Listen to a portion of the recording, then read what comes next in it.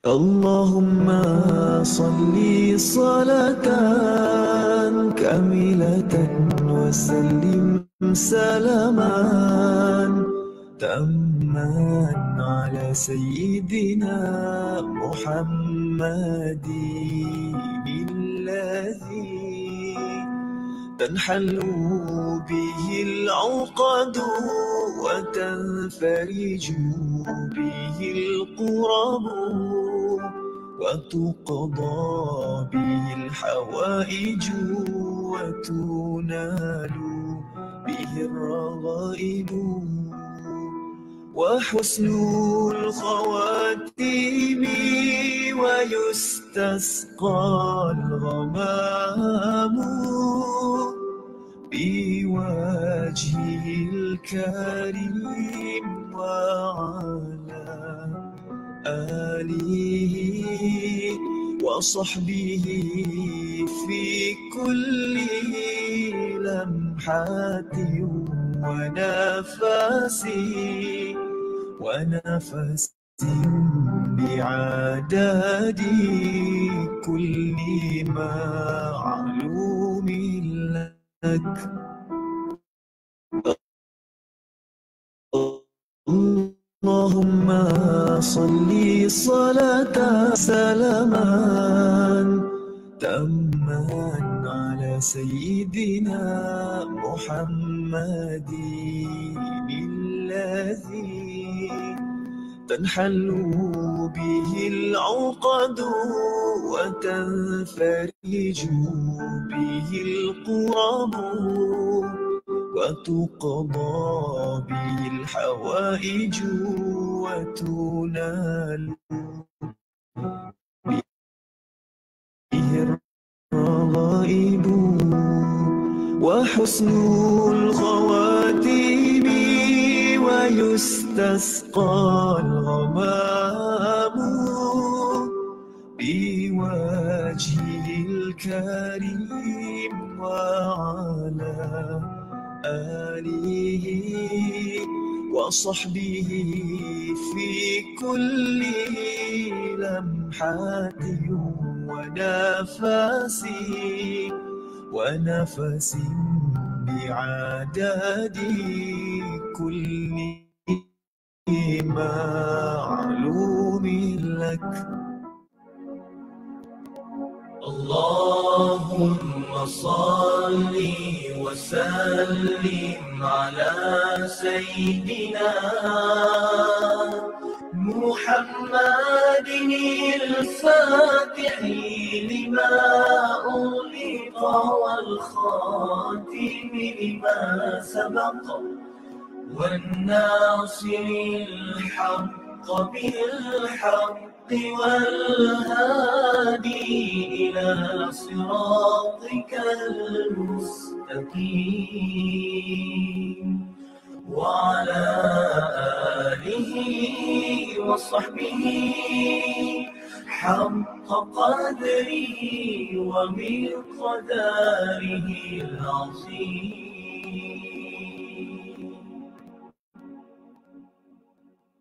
Ya Allah, rahmati dan berkati penghulu kami Nabi Muhammad, membuka apa yang tertutup, penamat bagi yang kelas sudah, penolong bagi yang hak, menunjuk ke jalan yang lurus. Selawat dan salam ke atasnya, juga keluarga dan sahabatnya, sebagaimana yang selayaknya, dengan derajat dan kedudukan yang tinggi dan mulia.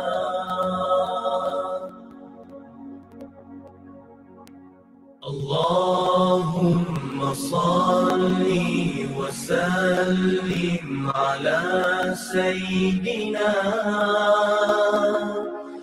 Muhammadin al-Fatih lima ughliqa والخاتم لما سبق والناصر الحق بالحق والهادي إلى صراطك المستقيم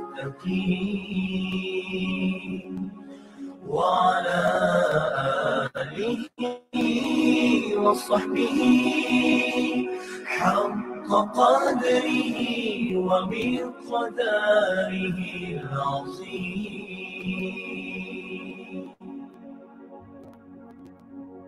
Ya Allah, rahmati dan berkati penghulu kami Nabi Muhammad.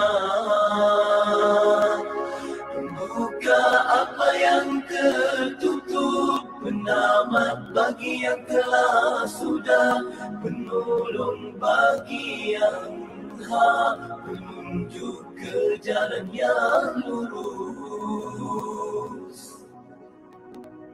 Selawat dan salam ke atasnya, juga keluarga dan sahabatnya, sebagaimana yang selayaknya. Dengan darjat dan kedudukan yang tinggi dan mulia.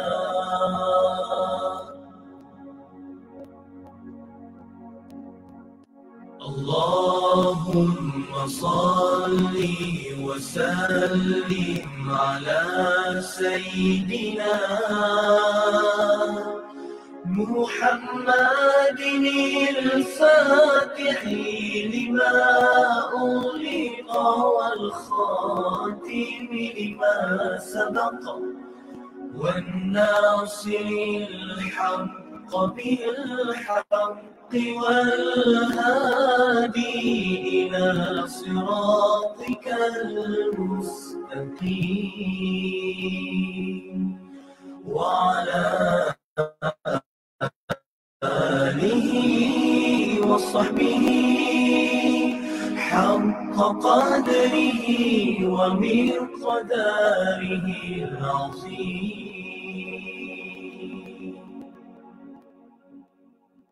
Ya Allah, rahmati dan berkati penghulu kami Nabi Muhammad.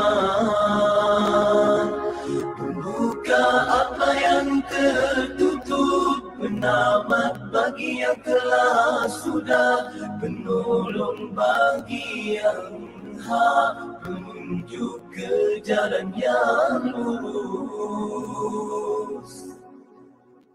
Selawat dan salam ke atasnya, juga keluarga dan sahabatnya, sebagaimana yang selayaknya. Dengan darjat dan kedudukan yang tinggi dan mulia.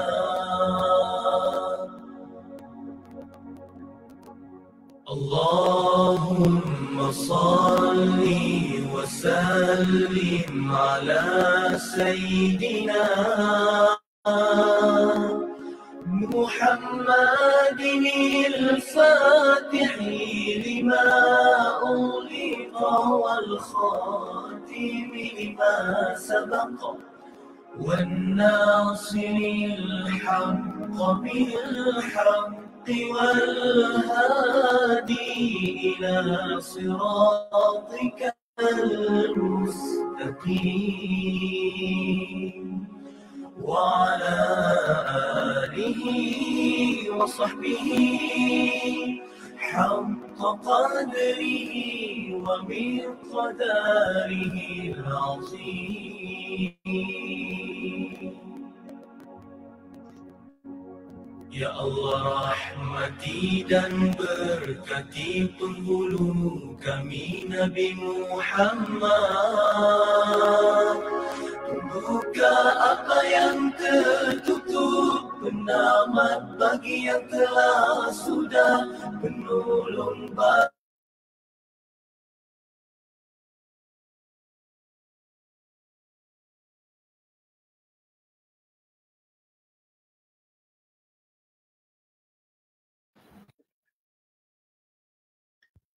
Bismillahirrahmanirrahim. Assalamualaikum warahmatullahi ta'ala wabarakatuh. Alhamdulillahi rabbil alamin. Assalatu wassalamu ala asyrafil anbiya'i wal mursalin wa ala alihi wa sahbihi ajma'in. Wa ya rabbi shrah li sadri wa yassir li amri wa hlul 'uqdatam min lisani yafqahu qawli. Allahumma shalli ala sayyidina Muhammad al-Fatih lima ughliq wal khatim lima sabaq nasil haqq bil haqq والهادي إلى صراطك المستقيم وعلى آله وصحبه حق قدره ومقداره العظيم أما بعد. الحمد لله dapat kita berkumpul pada malam ni dalam kelas pengajian kitab Safinatun Najah yang akan disampaikan oleh guru kita Al-Fadil Ustaz Abu Usamah untuk kelas kali yang ke-6 insya-Allah.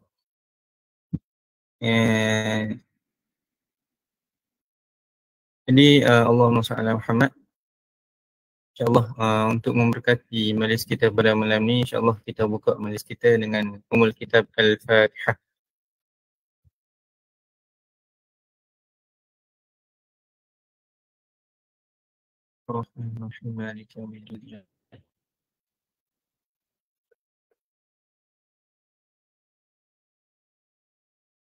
Amin amin ya rabbal alamin.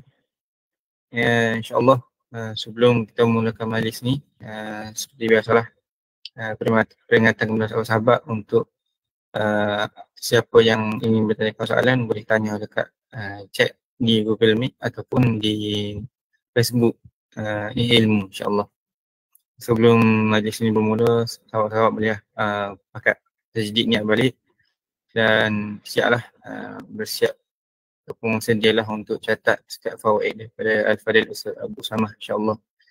Jadi tanpa melengahkan masa, saya menjemput Al-Fadil Ustaz Abu Usamah Muhammad Hanafiah untuk sesi perbahasan kitab Safinatun Najah insyaAllah. Tafadhal mashkurah. Assalamualaikum warahmatullahi ta'ala wabarakatuh. Bismillah wassalatu wassalamu ala rasulillah wa ala alihi wa sahbihi wa mawalah. Allahumma la sahla illa ma ja'altahu sahla wa anta taj'alul hazna ila syi'ta sahla. Allahumma ja'alna minas su'ada'il maqbulin wa la taj'alna minal ashqiya'il mardudin. Allahumma salli wa sallim wa barik ala sayyidina Muhammad wa ala alihi wa sahbihi ajma'in walhamdulillahi rabbil alamin amma ba'd.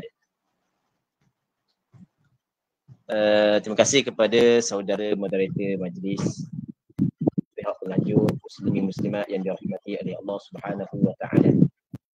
InsyaAllah kita sambung semula pengajian kitab Safinatun Najah.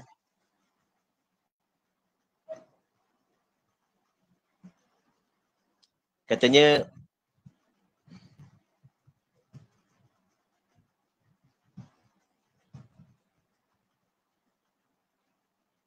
faslun syurutus sujudi sab'ah an yasjuda ala sab'ati a'dha wa an takuna jabhatuhu makshufah wa tahamulu bi ra'sihi wa adamul huwiyyi li ghairihi wa an la yasjuda ala shay'in yataharraku bi harakatihi wa irtifa'u asafilihi ala a'alihi.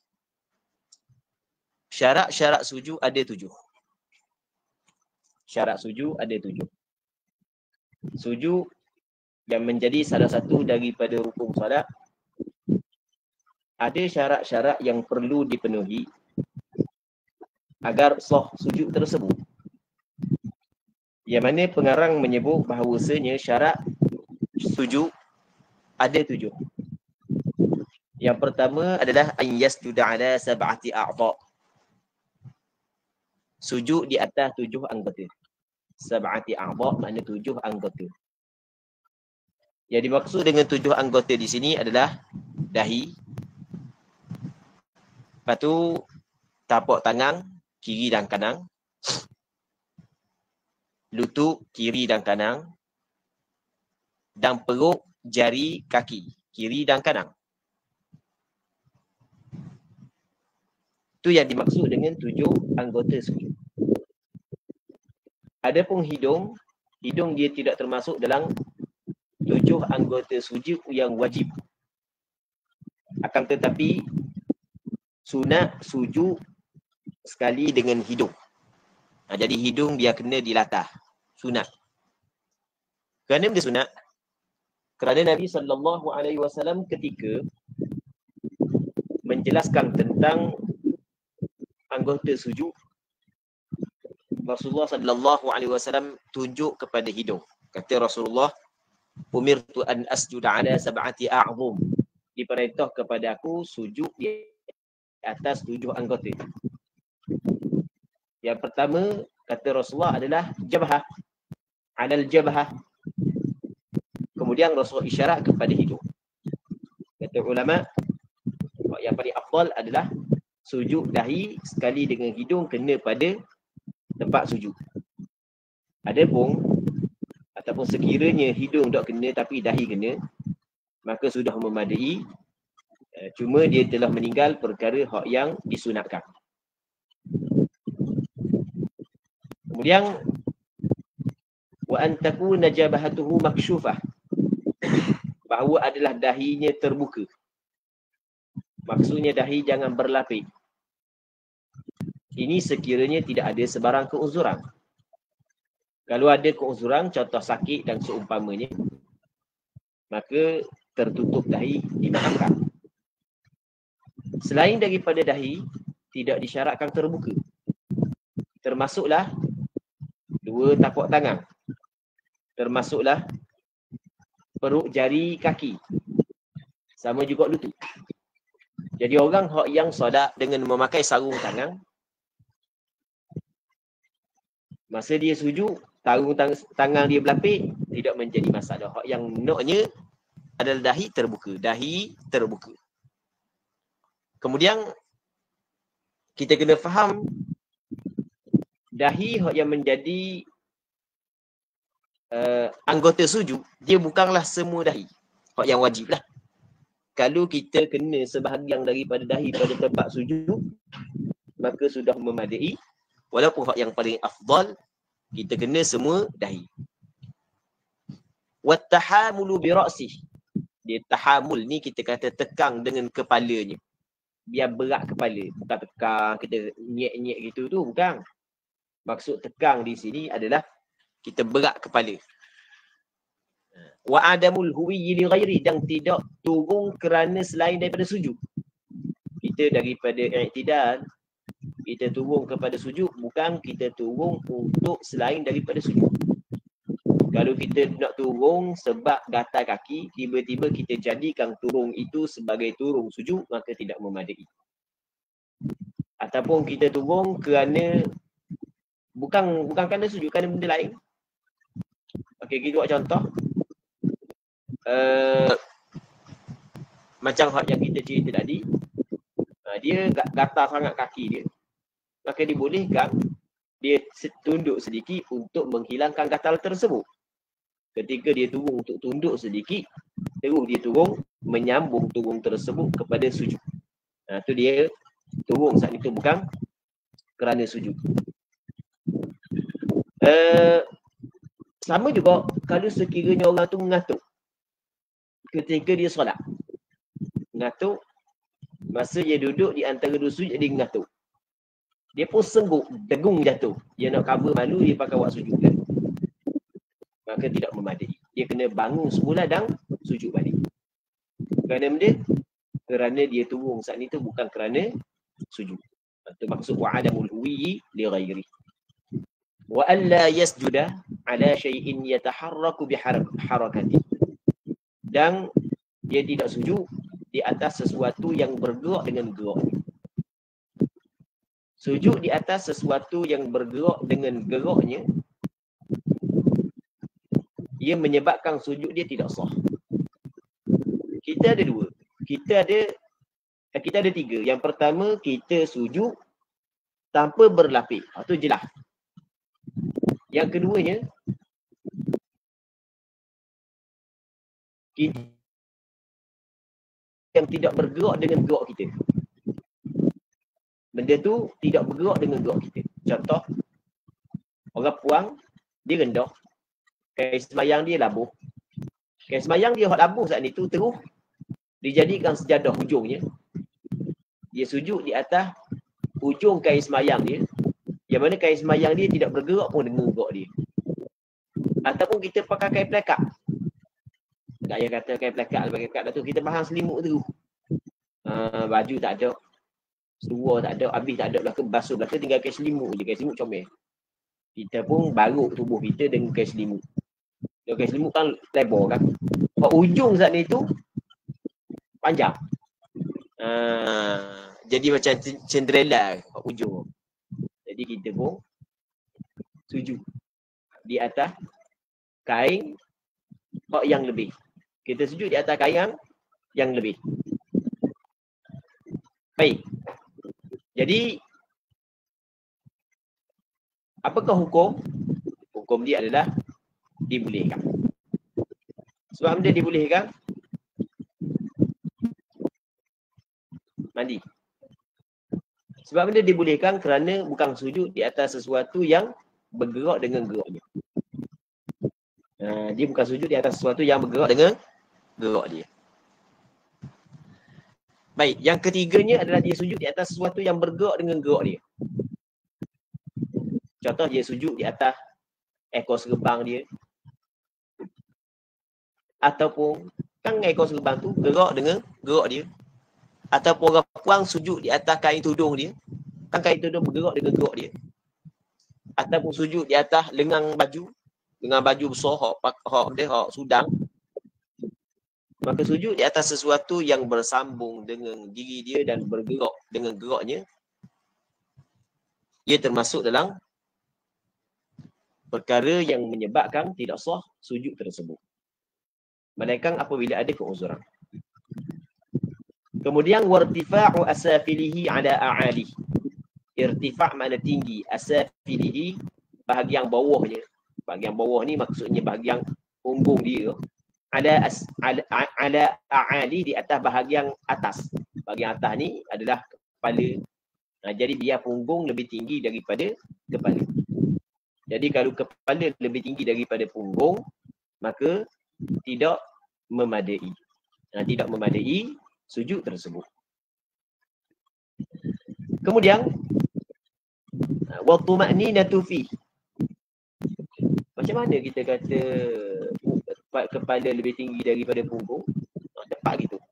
Tepat gitu. Dia pun sujud di atas tepat gitu. Tepat yang berbukit gitu, dia sujud. Jadi kepala akan tinggi daripada punggung, maka tidak memadai. Kemudian wa tuma'ninatu fi, dan tuma'ninah di dalam sujud. Tuma'ninah di dalam sujud. Kita kalau kita perhati, pengarang kitab Safidatun Najah, beberapa kali disebut bab tuma'ninah. Yang pertama disebut tuma'ninah termasuk dalam rukun solat. Yang keduanya tuma'ninah dalam sujud. Disebut pula sujud kena ada tuma'ninah. Lagi dia akan sebut pula rukun yang wajib tuma'ninah. Kemudian dia datang pula definisi tuma'ninah. Kerana banyak kali dia sebut tuma'ninah. Kerana buku dia ni dikarang untuk orang yang mula-mula belajar fiqh. Yang mana orang yang mula-mula belajar fiqh ni, antara perkara yang perlu ditekankan adalah tuma'ninah. Jadi penekanan terhadap tuma'ninah oleh pengarang kita dapat dilihat daripada beberapa kali dia mengulangkan perkataan tuma'ninah. Kemudian khatimatun. Ini adalah satu khatimah, satu kesudahan. Nas'alullah husnaha. A'dha'us sujudi sab'ah. Anggota-anggota sujud ada 7. Mana? Al-jabhah, dahi. Kemudian wa butunul kaffain, dan perut al-kaffain, 2 tapak tangan. Perut 2 tapak tangan. Kalau sebahagian tak apa dah. Sebahagian sahaja tak apa dah. Bukan mesti kena belaka. Wa rukbatan, dan 2 lutut. Wa butunu asabi'ir rijlain, dan perut jari jemari ar-rijlain, 2 kaki. Perut jari jemari 2 kaki. Baik. Kemudian faslun tashdidatut tashahhudi 21 khamsun fi akmalihi wa 16 fi aqallih. Tasydid di dalam tasyahud ada 21. Kenapa dia tekankan daripada sudut tasydid? Kerana tasydid ini adalah ganti daripada satu huruf.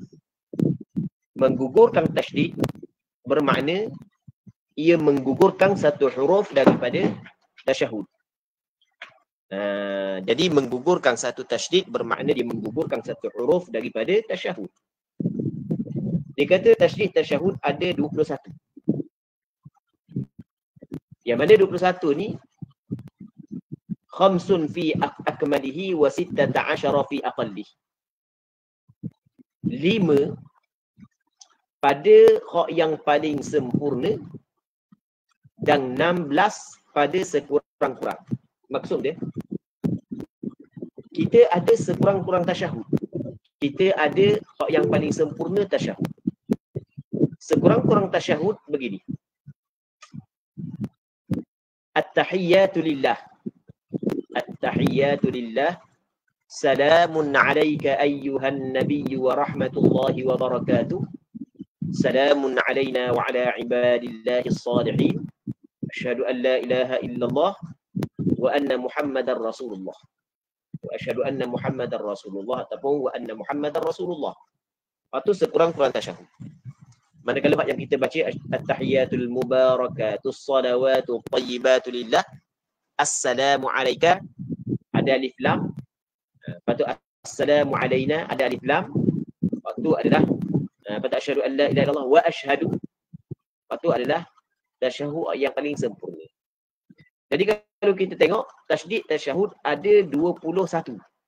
21 ni campur di antara hak sekurang-kurang dengan hak yang paling sempurna. Tapi kalau kita nak ambil hak yang paling kurang sekali adalah 16 je. Campur hak yang paling sempurna 5 lagi. Jadi semua sekali 21. Tengok at-tahiyyatu. At-tahiyyat ada ta'i wal ya'i, di atas ta dan ya. At-tahiyyatu al-mubarakatus salawatu ala sad. As-salawatu. At-tayyibat ala ta'i wal ya', di atas ta dan ya. Lillah ala lamil jalalah. Di atas lam jalalah, lam lafaz jalalah, lafaz agung. Lillah, lafaz Allah. Assalamu ala sin. Alaika ayyuhan nabiyyu ala al-ya'i wan nuni wal ya'. Di atas ya, nun dan ya. Wa rahmatullah ala lamil jalalah. Rahmatullah di atas lam lafaz jalalah. Lafaz jalalah ni adalah lafaz Allah. Wa barakatuh assalamu ala sin alaina wa ala ibadillah ala lamil jalalah, di atas lam jalalah. As-salihin ala sad, atas sad. Asyhadu an la ilaha illa, asyhadu an la ilaha ala lami alif, di atas lam alif alla tu. Illallah ala lami alif, di atas lam alif illa, wa lamil jalalah dan lam lafaz Allah. Wa asyhadu anna ala nun, atas nun, wa Muhammadar Rasulullah ala mimi Muhammad, atas mim Muhammad, wa ala ra dan atas ra, wa ala lamil jalalah dan di atas lam lafaz Allah Subhanahu wa taala. Kemudian dia cerita pula tentang tasydid bagi lafaz salam. Salam dia termasuk mengucap salam termasuk daripada salah satu ataupun termasuk di dalam salah satu rukun solat. Sekurang-kurang salam adalah assalamualaikum. Kita kalau kita bagi salam, kita kata assalamualaikum, cukup dah.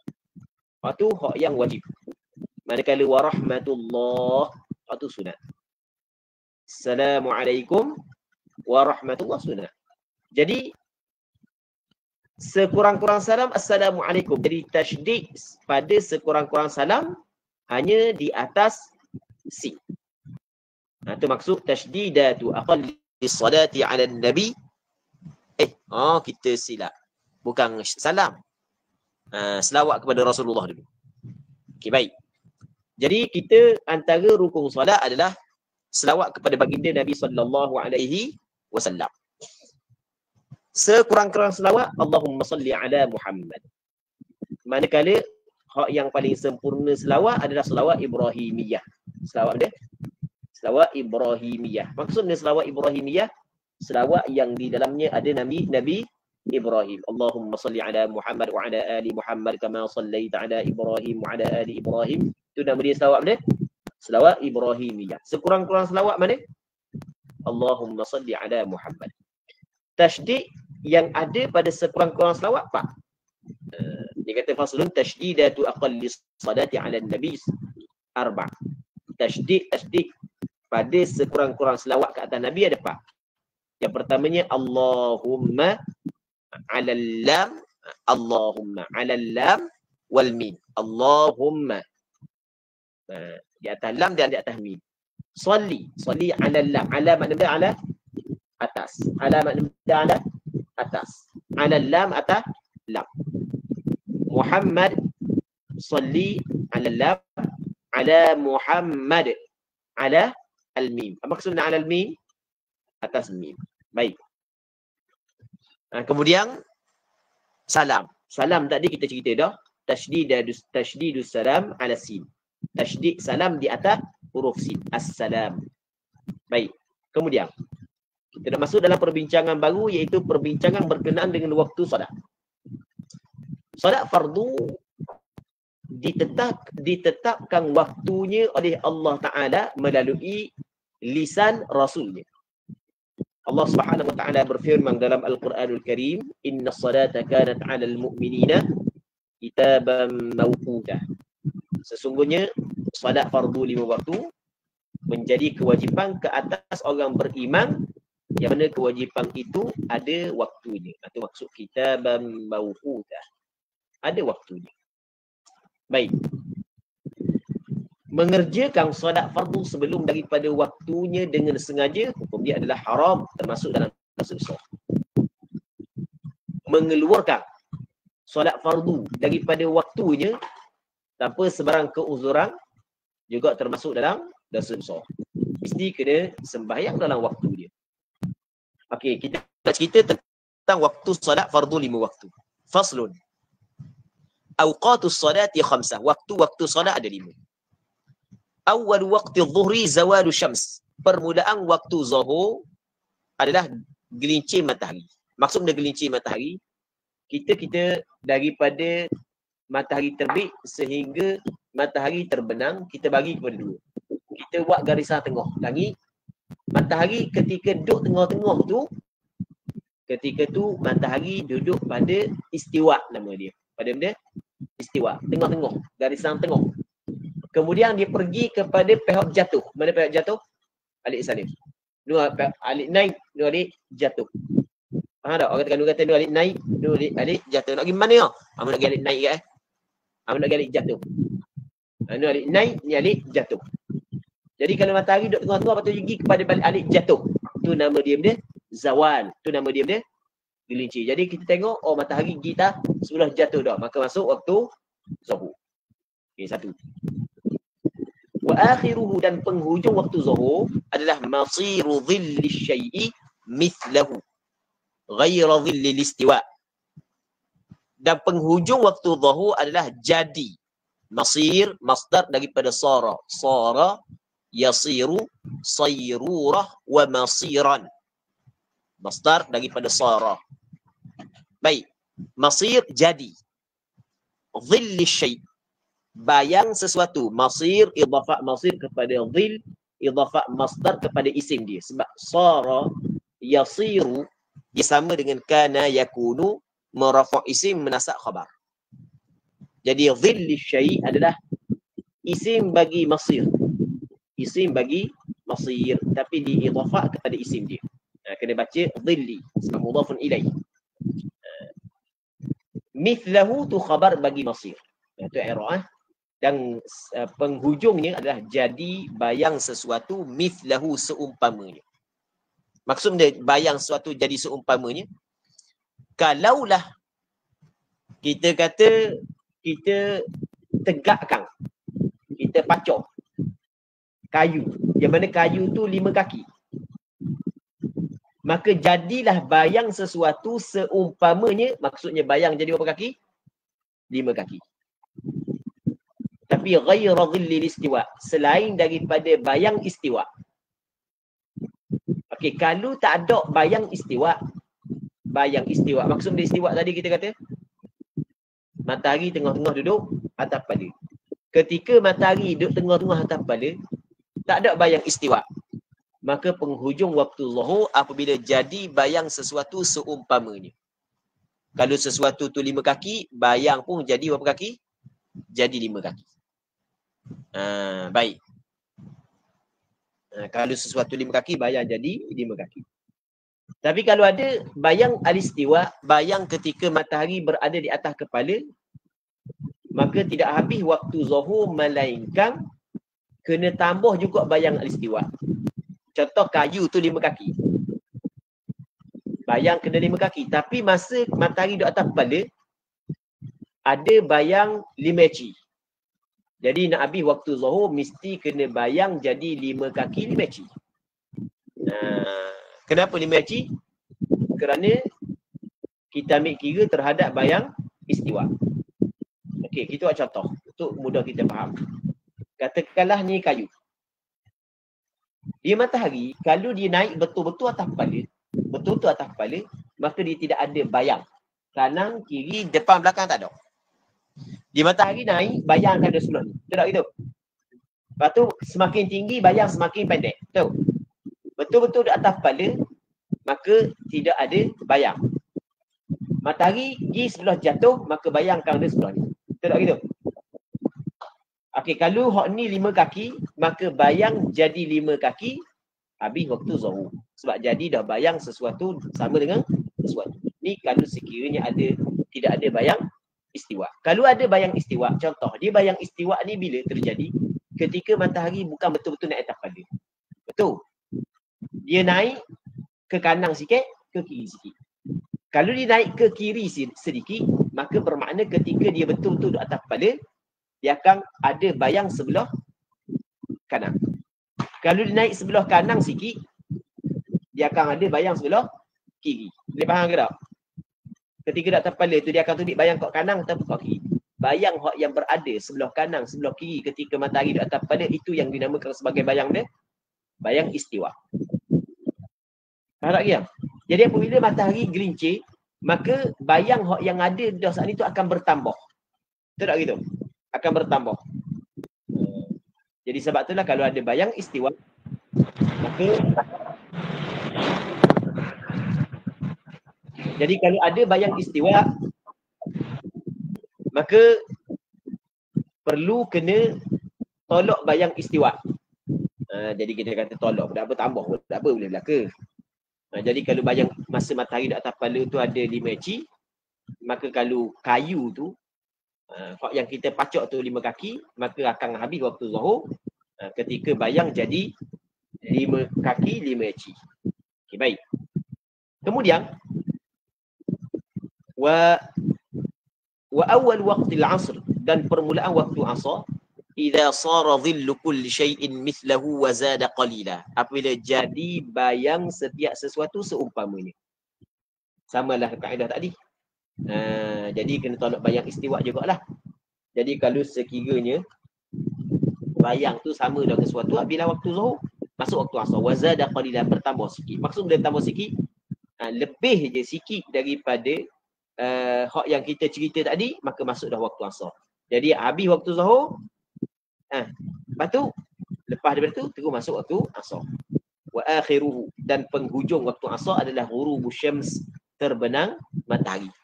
Jadi apabila terbenang ke semua, terbenang ni hilang, lenyap ke semua bulatan matahari, maka habis waktu asar.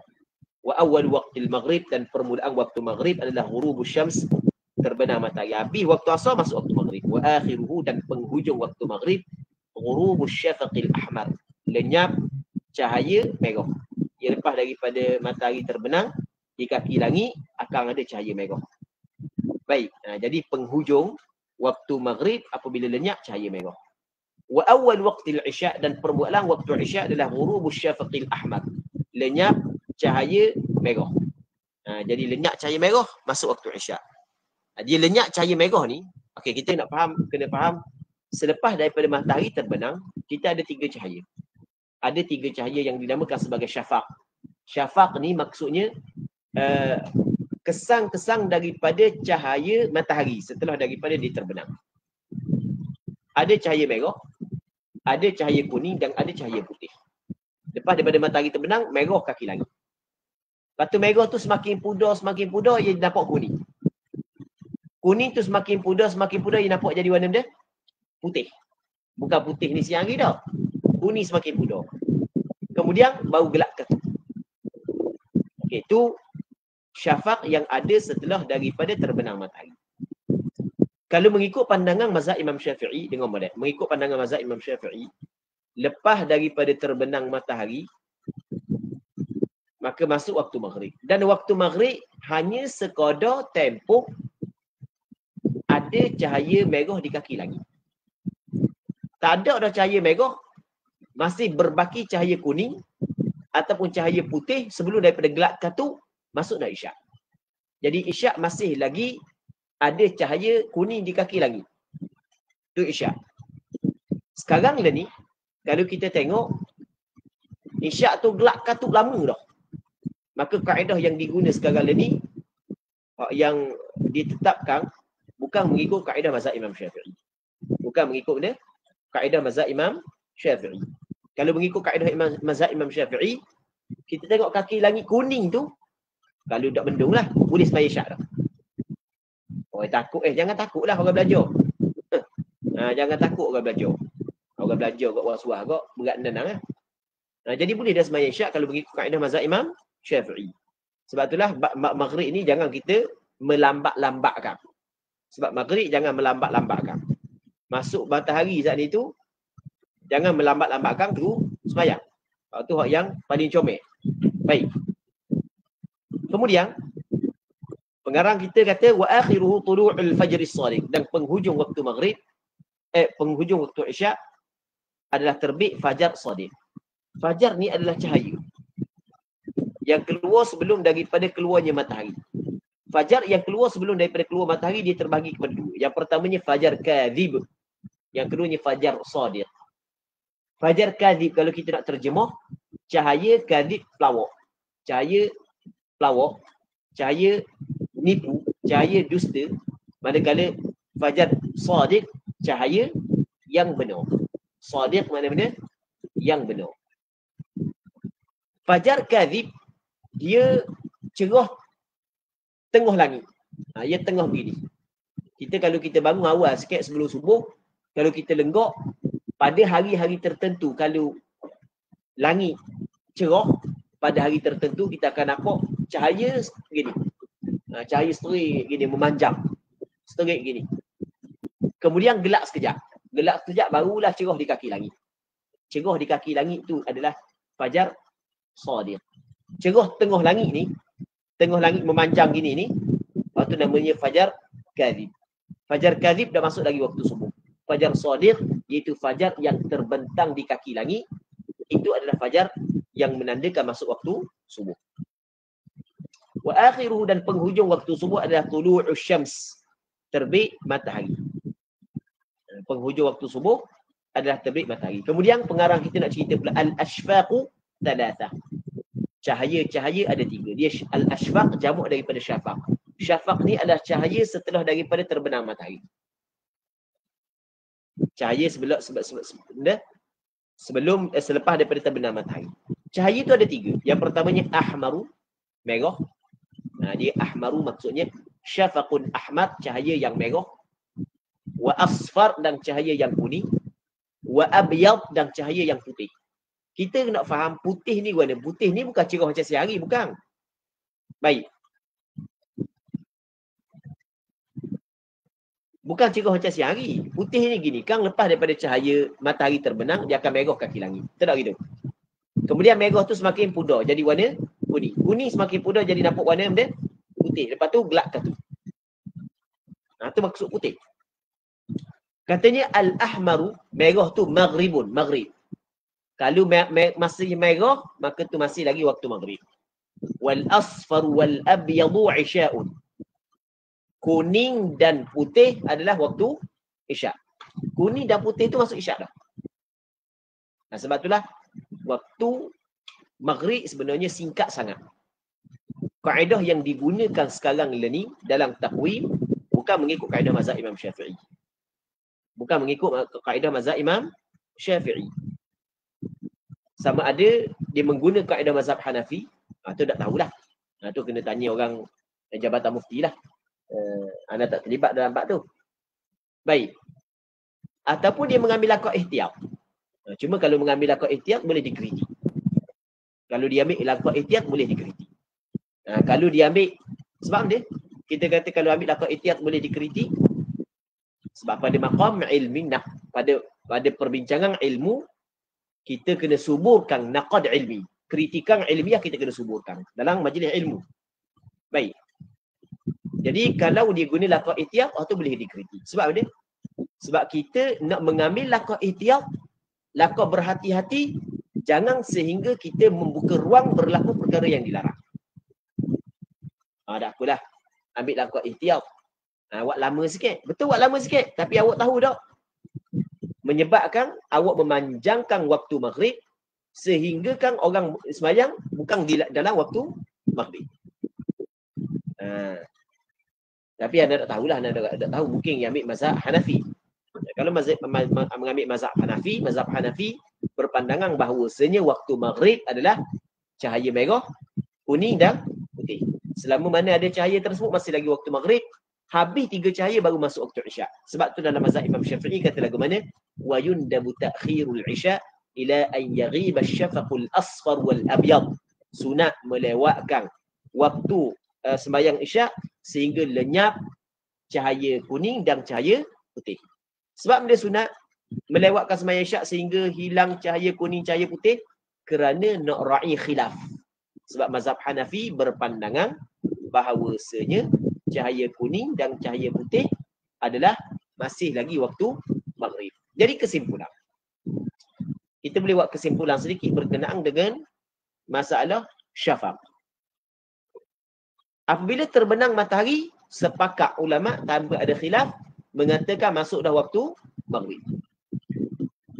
Apabila hilang semua cahaya di kaki langit,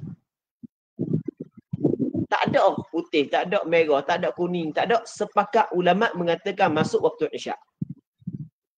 Cuma berlaku khilaf ketika di kaki langit masih lagi ada kuning dan ada putih. Adakah masuk waktu isyak ataupun tidak? Mengikut kaedah mazhab Imam Syafi'i, masuk dah waktu isyak. Tapi mengikut pandangan sebagian ulama mazhab, tidak masuk lagi waktu isyak. Sebab itulah mazhab Imam Syafi'i sunat melewatkan isyak sehingga lenyap syafaq al-asfar dan syafaq al-abyad. Kemudian masuk dalam perbahasan baru. Tadi kita cerita tentang waktu solat fardu 5 waktu. Kemudian di sana ada waktu-waktu yang tidak boleh kita solat. Ada 5 waktu yang tidak boleh kita solat. Tapi bukan semua solat kita tidak boleh solat. Bukan hanya solat-solat tertentu saja. Baik. Untuk kita faham masalah ni, kita bahagikan solat kepada beberapa bahagian. Yang pertamanya solat fardu. Yang pertama solat apa dia? Solat fardu. Yang keduanya adalah solat sunat yang mempunyai waktu. Yang ketiganya solat sunat yang mempunyai sebab. Berapa dah? 3. Yang keempatnya solat sunat yang tidak mempunyai waktu dan tidak mempunyai sebab. Sekali lagi. Yang pertama solat fardu. Zuhur, Asar, Maghrib, Isyak, Subuh. Yang keduanya adalah solat sunat yang mempunyai waktu. Contoh solat sunat yang mempunyai waktu, solat sunat rawatib. Solat sunat sebelum Zuhur. Solat sunat selepas Zuhur. Solat sunat sebelum Asar, sebelum Maghrib, sebelum Isyak. Semuanya itu adalah solat sunat yang mempunyai waktu. Yang ketiganya solat sunat yang mempunyai sebab. Okey, kita nak pecahkan solat sunat yang mempunyai sebab. Solat sunat yang mempunyai sebab, dia terbahagi kepada 3. Sebab telah berlaku, sebab akan berlaku, sebab sedang berlaku. Betul? Sebab telah berlaku, sebab akan berlaku dan sebab sedang berlaku. Sebab telah berlaku. Contoh, apabila kita mengerjakan tawaf, sunat selepas daripada tawaf kita sembahyang 2 rakaat. Sembahyang ini dinamakan sebagai sembahyang sunat dia. Sembahyang sunat tawaf. Sembahyang dia? Sembahyang sunat tawaf. Sembahyang sunat tawaf adalah sembahyang sunat sebab kita telah tawaf. Okey. Sebab dia lepas. Sebab akan datang. Sembahyang sunat ihram.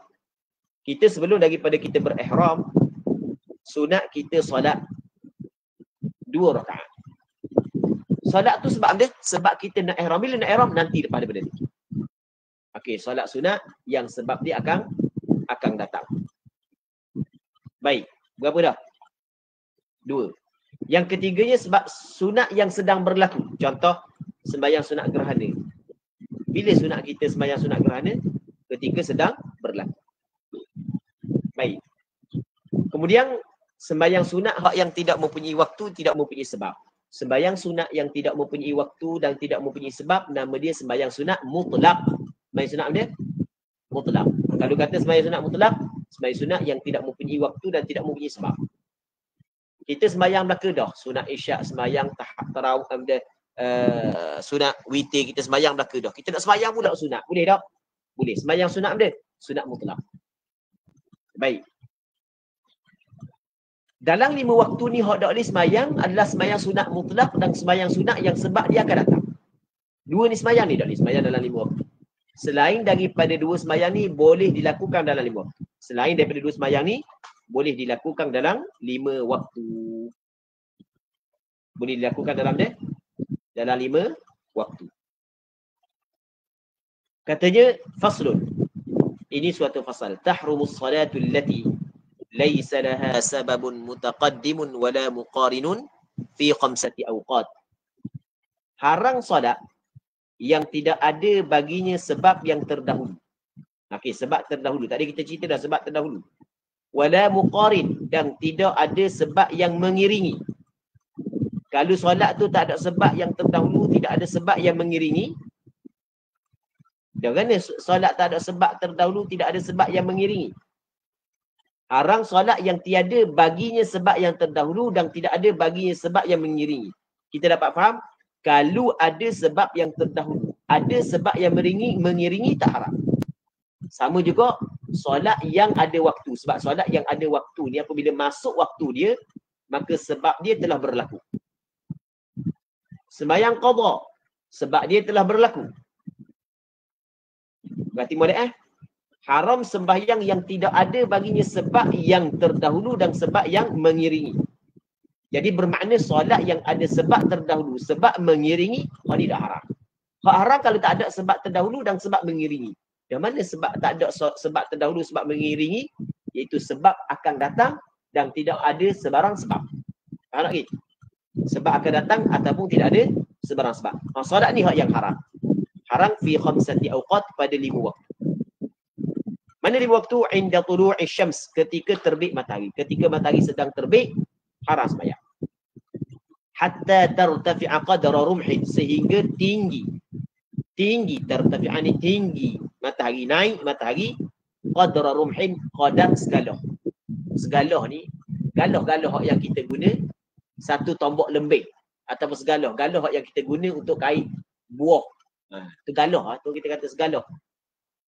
Dia asal rumhin ni qadar sebatang lembing. Kita kata segaloh. Rumhin ni qadar sebatang lembing. Sebatang lembing 7 kaki. Betul? Berapa kaki? 7 kaki. 7 kaki pula, 7 hasta. 7 kaki, 7 hasta. Baik. Jadi 7 hasta. Sebatang lembing dulu, 7 hasta. 7 hasta lebih kurang dalam 7 hasta. Lebih kurang, dia 1 hasta lebih kurang dalam 18 inci. Sekaki setengah lebih kurang. Jadi bermakna kalau 7 hasta lebih kurang dalam 10 kaki setengah. Lebih kurang lah. Lebih kurang dalam 10 kaki setengah. Kemudian wa indal istiwa, dan ketika istiwa. Dia penetapan qadar rumhani bukan penetapan mengikut waktu, bukan mengikut waktu. Jadi apabila matahari naik, lepas dia waktu isyraq, Matahari naik ataupun waktu syuruk matahari naik, mesti kena 20 minit ke 15 minit ke. Dia bukan mengikut waktu, tapi mengikut dia pandangan mata. Mengikut dia pandangan mata. Jadi kita tengok dengan pandangan mata kita, cukup dah segala ni matahari naik maka boleh dah kita nak solat. Yang tidak mempunyai sebab dan yang tidak mempunyai sebab ataupun sebab akan datang boleh dah. Kalau kita tengok dengan pandangan mata. Walaupun tak sampai lagi berapa minit, tak sampai lagi 20 minit. Wa indal istiwa, dan ketika istiwa. Istiwa ni matahari betul-betul di atas kepala. Fi ghairi yaumil Jum'ah, pada selain daripada hari Jumaat. Di waktu matahari di atas kepala tu sekejap aja. Tak teluh pun 2 rakaat sunat yang ringkas. Tak teluh pun 2 rakaat sunat yang ringkas. Jadi yang pernah tersebut sebelum ni 20 minit sebelum masuk Zuhur tak boleh sembahyang, hak tu tak betul. Hak tu tidak betul. Hak tu adalah mengarut. Jangan duk sebor pula. Benda hak yang tidak, hak yang ditulis tanpa ada sandaran daripada pandangan ulama-ulama muktabar. Dia waktu istiwa adalah waktun latifun la yasa'u raka'atain. Itu disebut oleh ulama fiqh mazhab Imam Syafi'i. Waktu istiwa ni adalah waktu latif yang singkat. La yasa'u raka'atain, dia tidak telus 2 rakaat. 2 rakaat yang ringkas tak telus itu. Cuma waktu istiwa selain daripada hari Jumaat. Hatta tazul, sehingga gelincir matahari. Gelincir matahari masuk waktu Zuhur. Wa indal isfirar hatta taghrub, dan ketika isfirar, kekuning-kuningan. Isfirar, kekuning-kuningan, matahari kuning dah, nak terbenang dah. Hatta taghrub, sehingga terbenang. Wa ba'da salati subhi, dan selepas daripada solat subuh. Hatta tatlu'a syams, sehingga terbit matahari. Wa ba'da salatil asri hatta taghrub, selepas daripada solat asar hatta taghrub, sehingga terbenang matahari. Selepas solat subuh dengan selepas solat asar hak ni dia berkait, terikat dengan perbuatan. Orang sembahyang subuh awal, sembahyang asar awal waktu tahrim bagi dia. Orang yang sembahyang subuh lewat, tapi dalam waktu subuh lagi lah. Orang yang sembahyang asar lewat, awal waktu tahrim bagi dia. Baik. Itu kita kena faham. Kemudian faslun. Kita masuk dalam perbincangan baru, iaitu perbincangan berkenaan dengan saktah dalam solat. Saktah di sini berhenti. Berhenti daripada membaca. Sunat kita berhenti. Itu maksud saktat. Saktat di sini adalah tempat-tempat yang disunatkan kita diam. Saktah sama dengan makna sukut, diam. Saktah ni sekali diam. Sakatatus solah, maksudnya diam-diam di dalam solat. Ada situn, ada 6. Ada 6 tempat sunat kita diam. Dalam tempoh sekejap. Diam sekejap. Mana? Yang pertama, baina takbiratul ihram wa du'a il-iftitah. Di antara takbiratul ihram dan doa il-iftitah. Dan doa iftitah. Allahu Akbar. Diam sekejap, baru Allahu Akbar kabira walhamdulillahi kathira. Kalau orang buat lagu ni, sah je. Tapi tak ada pahala sunat. Allahu Akbar kabira. Tak ada diam dah. Sah je. Tapi tak ada pahala sunat. Sunat Allahu Akbar. Allahu Akbar kabira. Bukan Allahu Akbar kabira. Atau ada diam tak? Tak ada. Sah tak? Sah. Tak ada masalah. Cuma tak ada pahala sunat. Okay, itu maksudnya baina takbiratul ihram wa du'a il-iftitah. Wa baina du'a il-iftitah, dan di antara doa iftitah wa ta'awudz, dan baca a'udzubillah. Sampai ke wa ana minal muslimin wa ma ana minal musyrikin inna salati wa nusuki wa ana minal muslimin. Lepas tu baru a'udzubillah. Bukan wa ana minal muslimin a'udzubillah. Itu tidak ada saktah. Jadi wa ana minal muslimin a'udzubillahi minasyaitonir rajim. Wa bainal fatihati wat ta'awudz, dan di antara Fatihah dan ta'awudz. A'udzubillahi minasyaitonir rajim. Bismillahirrahmanirrahim. Kalau kita baca gini tak ada masalah. A'udzubillahi minasyaitonir rajim. Bismillahirrahmanirrahim. sambung dulu. Tak ada masalah. Sah je. Tapi tidak ada kita telah meninggalkan perkara hak yang sunat. Wa baina akhiril Fatihati wa amin, dan di antara akhir Fatihah dan amin. Ghairil maghdubi alaihim waladdallin.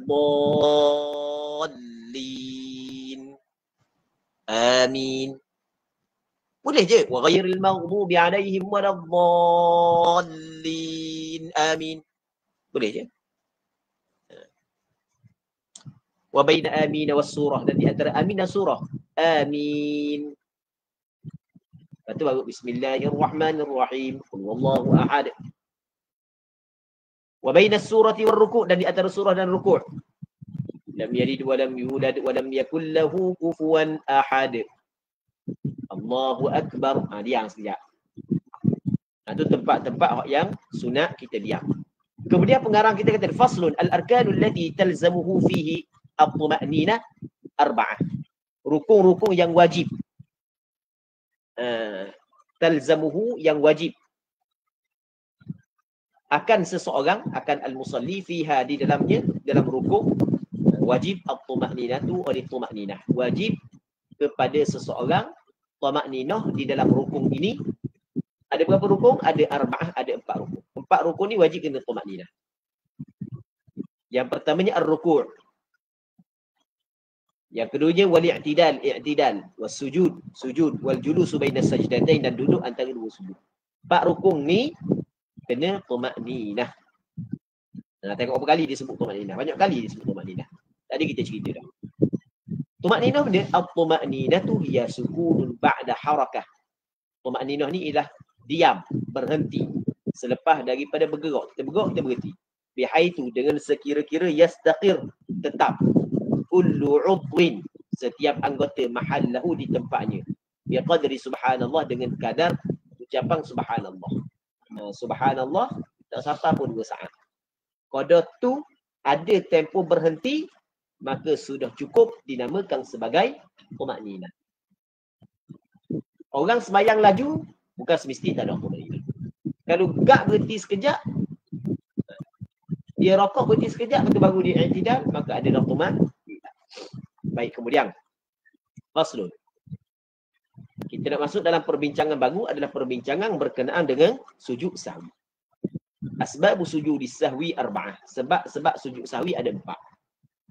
Apabila berlaku salah satu daripada 4 sebab ini, maka sunat kita sujud sahwi. Yang pertama, al-awwal tarku ba'dhin min ab'adus salah.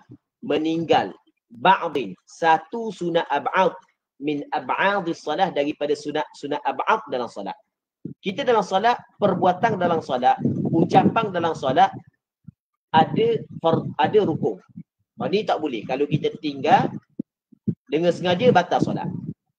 Tinggal dengan terlupa, maka wajib kita kena buat. Kalau kita tak buat, maka tak sah salat. Rukun. Yang keduanya adalah sunat. Sunat terbagi kepada 2. Sunat ab'ad dengan sunat hay'ah. Sunat ab'ad, contoh tasyahud awal. Duduk untuk tasyahud awal. Qunut pada subuh. Solat subuh. Selepas daripada rokok ketika i'tidal, sunut qunut. Dan berdiri untuk qunut. Ini adalah sunat ab'ad. Qunut. Selawat kepada Rasulullah dalam tasyahud awal. Sunat ab'ad. Selawat kepada Rasulullah dalam qunut subuh ataupun qunut witir yang separuh yang kedua daripada bulan Ramadan, juga termasuk dalam sunat ab'ad. Selawat kepada keluarga Rasul dalam tasyahud akhir, sunat ab'ad. Nanti lepas ni dia akan cerita sunat ab'ad. Jadi meninggal satu sunat ab'ad daripada sunat ab'ad solat menjadi sunat, menjadi sebab sunat kita sujud sahwi. Baik, sama ada tinggal dengan sengaja, tinggal dengan terlupa, au ba'dil ba'di, ataupun setengah daripada sunat ab'ad.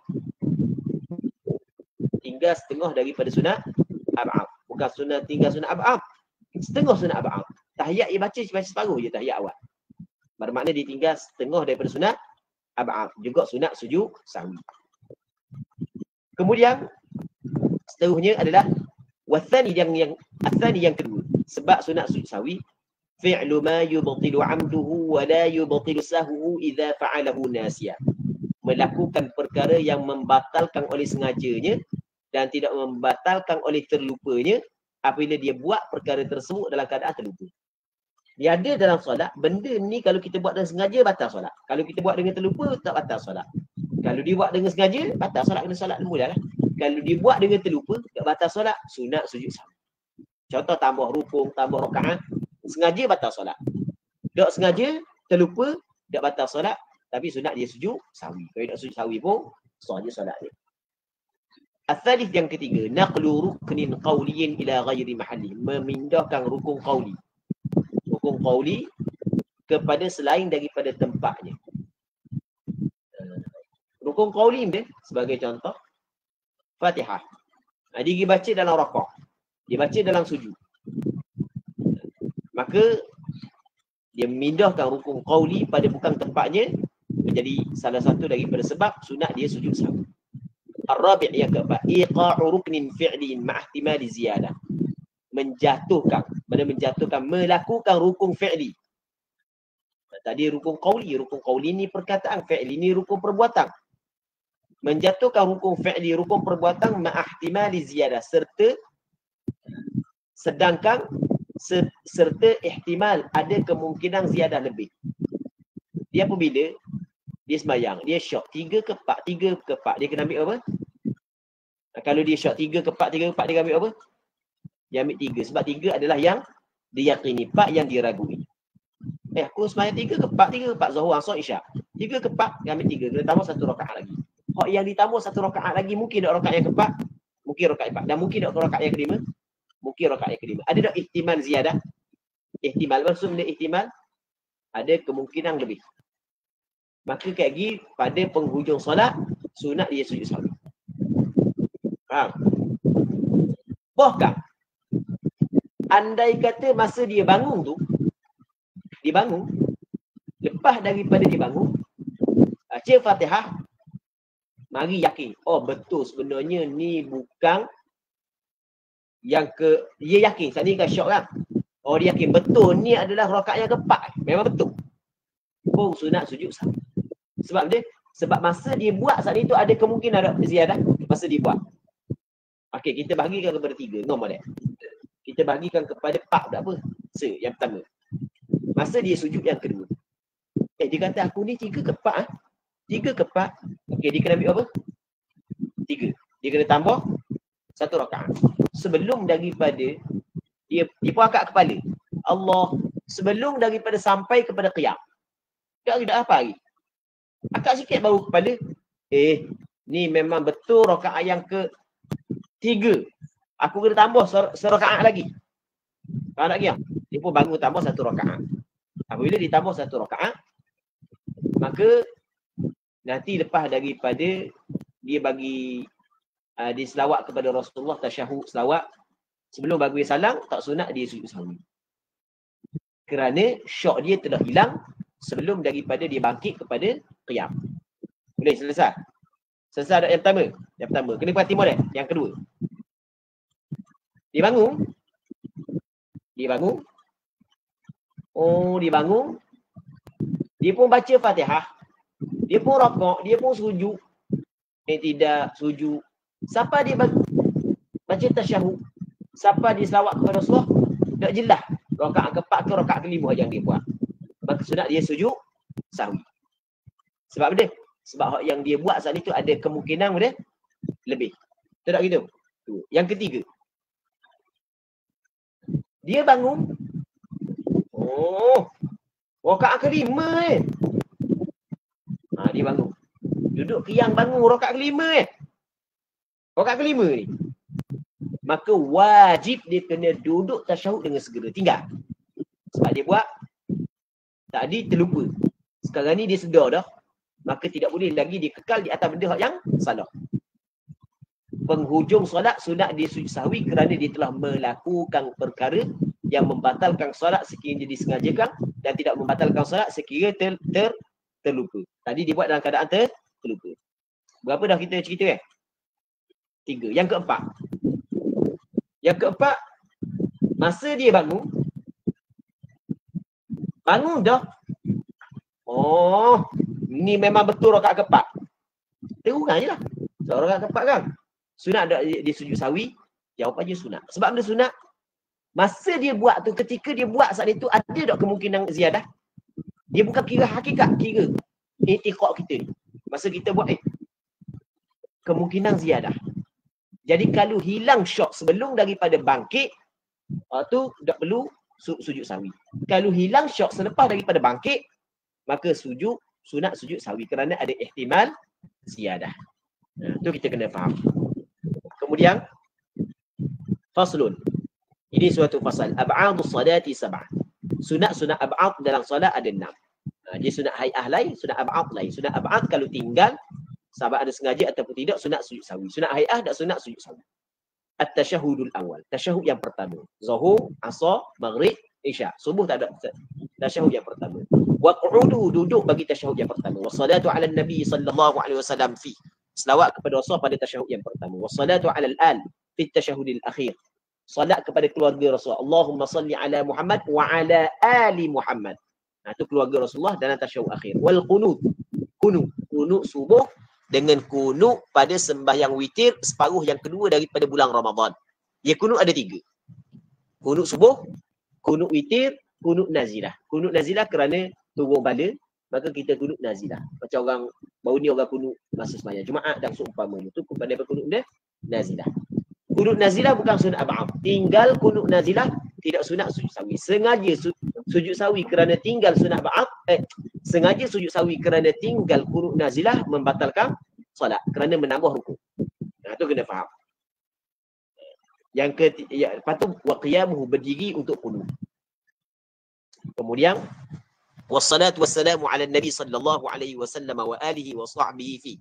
Selawat dan salam kepada Nabi sallallahu alaihi wasallam dan keluarganya dan sahabatnya di dalam kunut. Kemudian kita masuk dalam perbahasan baru, faslun tabtulus salatu bi 14 khaslah. Wallahu subhanahu wa ta'ala a'la wa alam.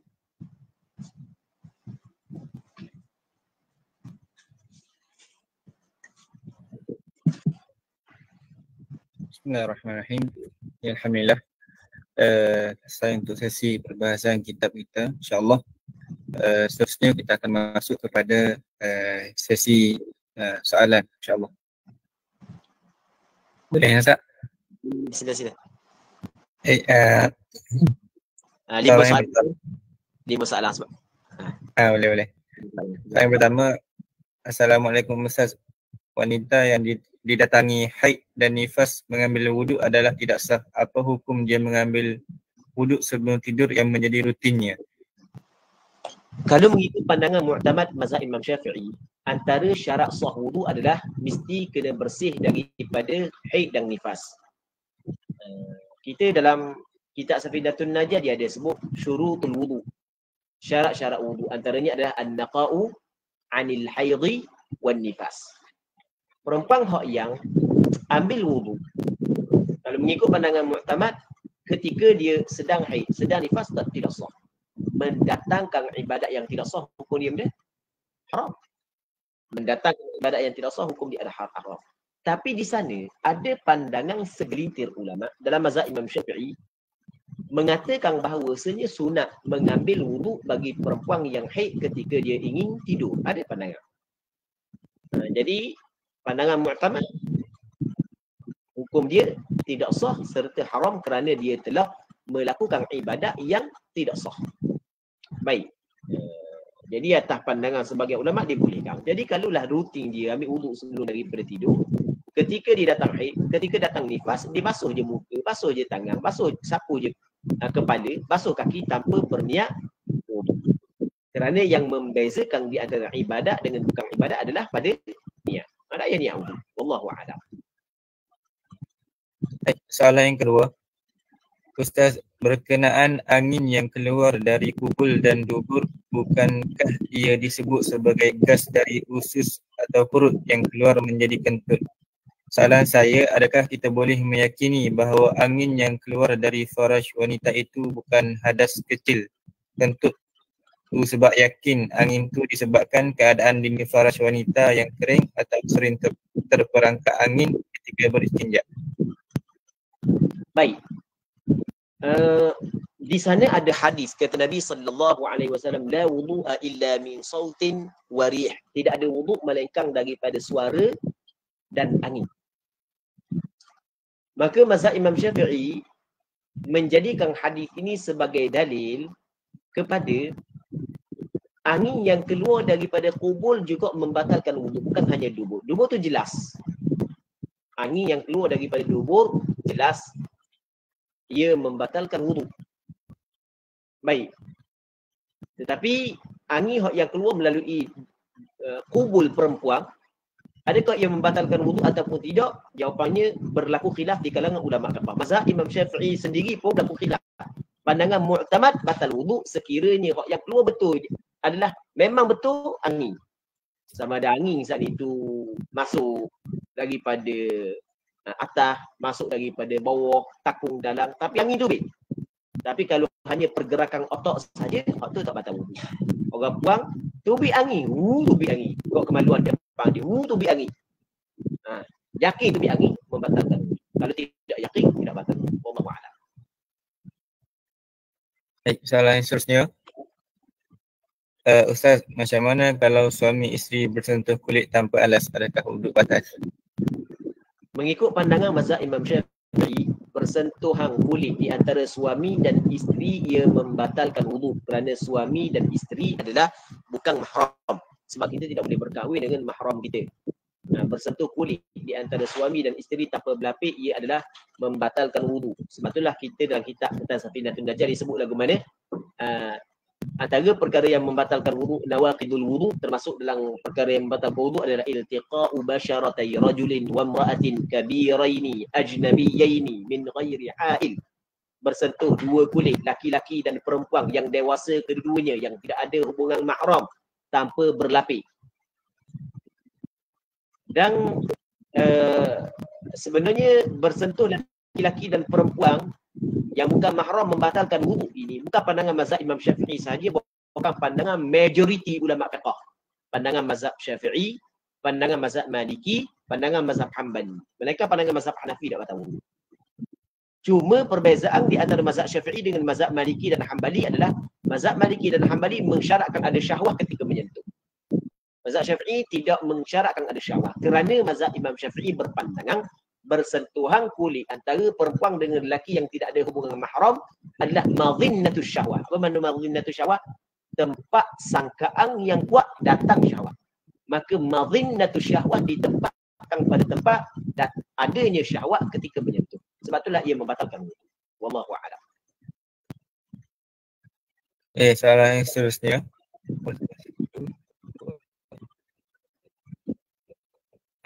Ustaz nak tanya pasal yang daimul hadas. Kalau qada solat fardu yang lepas setiap solat tu kena wuduk baru juga ke? Untuk daimul hadas, satu wuduk hanya boleh lakukan untuk satu fardu sahaja. Andai kata dia ingin qada solat fardu selepas daripada dia sembahyang fardu zuhur ataupun asar, maka dia kena ambil wuduk terlebih dahulu untuk solat fardu yang ingin diqadai. Baik, insyaAllah. Habis dah soalan. Okey, baik-baik. Semula pula insyaAllah. Jadi insyaAllah selesai untuk kelas kita, pengajian pada malam ni. Kita akan sambung untuk minggu hadapan. Jadi diharapkan sahabat-sahabat macam semangatlah untuk meneruskan pengajian kita insyaAllah. Dan sebelum kita tutup majlis kita, minta doa sikit Ustaz. Bismillah, wassalatu wassalamu ala rasulillah wa ala alihi wa sahbihi wa man wala. Allahumma anfa'na bima 'allamtana وعلمنا ما ينفعنا وعلمنا ما جهلنا وذكرنا ما نسينا. اللهم إنا نعوذ بك من علم لا ينفع ومن قلب لا يخشع ومن نفس لا تشبع ومن دعوة لا يستجاب لها. وصلى الله على سيدنا محمد وعلى آله وصحبه أجمعين والحمد لله رب العالمين. InsyaAllah kita tangguh majlis kita dengan tasbih kafarah dan suratul Asr. Subhanallah.